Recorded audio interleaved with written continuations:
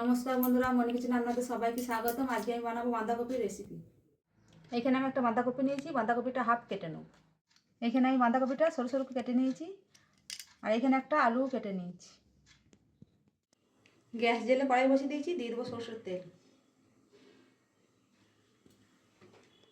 তেল গরম হয়ে গেছে, আলুটা দিয়ে ভেজে নেব।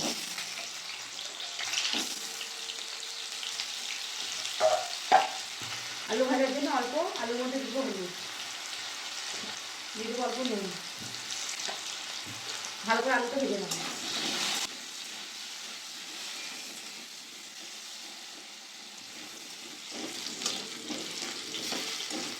আলুটা ভাজা হয়ে গেছে, তুলে নেব।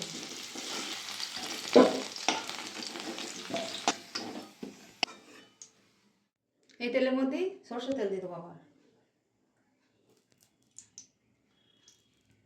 দিয়ে দেবো তেজপাতা, শুকনো লঙ্কা, দিয়ে দেবো 5 ফোড়ন,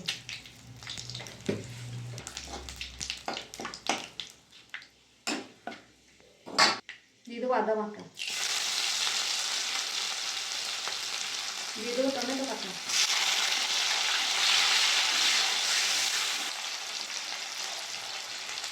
দিয়ে দেবো অল্প জিরের গুঁড়ো, দিয়ে দেবো অল্প ধনের গুঁড়ো, হলুদ, চেরা কাঁচা লঙ্কা, দিয়ে দেবো কাশ্মীরি লঙ্কার গুঁড়ো, দিয়ে দেবো চিনি। ভালো করে মশলা কষিয়ে নেব।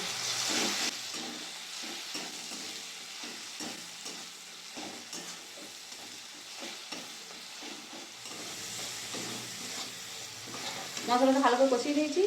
এখানে কড়াইশুঁটি ছাড়িয়ে রেখে দিয়েছিলাম, দিয়ে দেবো তেলের মধ্যে।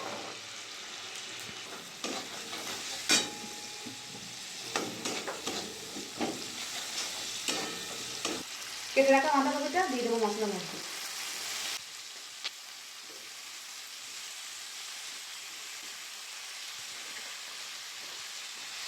ভালো করে মশলার সাথে বাঁধাকপি মিশিয়ে নেব।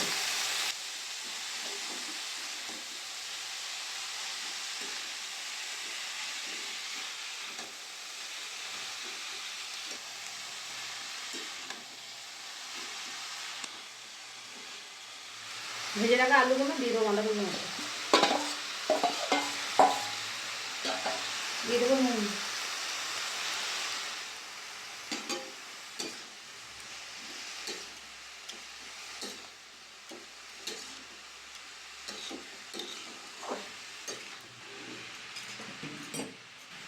ঢাকা দিয়ে বাঁধাকপিটা কষিয়ে নেব। ভালো করে ঢাকা দিয়ে 10 মিনিট কষিয়ে নিয়েছি, ঢাকাটা খুলে নেব। দেখুন বন্ধুরা, কত সুন্দর হয়েছে। সেদ্ধ হয়ে গেছে আলু, আর অল্প একটু জল দিয়ে আর একটু রান্না করে নেব।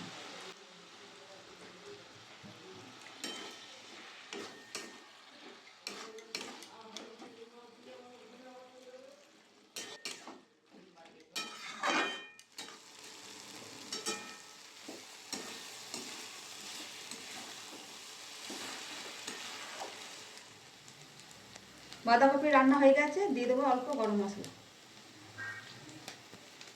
দিয়ে দেবো অল্প ঘি।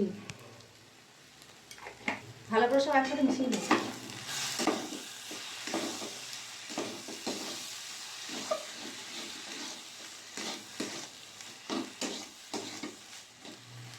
হয়ে গেছে, নামিয়ে নেব।